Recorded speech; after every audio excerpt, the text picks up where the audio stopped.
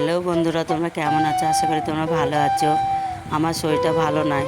কালকে অনেক কাজ করতে করতে ক্লান্ত হয়ে গেছে, পায়ে প্রচণ্ড যন্ত্রণা করছিল। আজকে উঠতে উঠতে 9টা বেজে গেছে। চা পানি খেয়ে কাজে লেগে পড়েছি। গন্ধভাতালির পাতা তুলে নিয়ে আসলাম।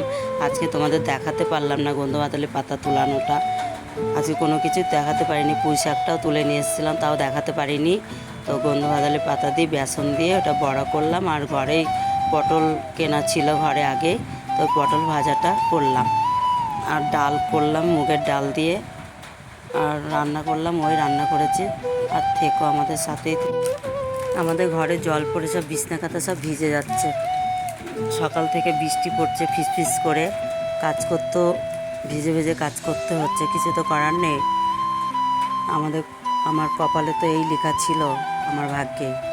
ছোটোবেলা থেকে মা বাবা মারা গিয়েছিল, তো অনেক কিছুই করার ইচ্ছা ছিল, কিন্তু কিছুই তো করতে পারলাম না। বিধাতা আমার কি লিখে রেখে দিয়েছিল।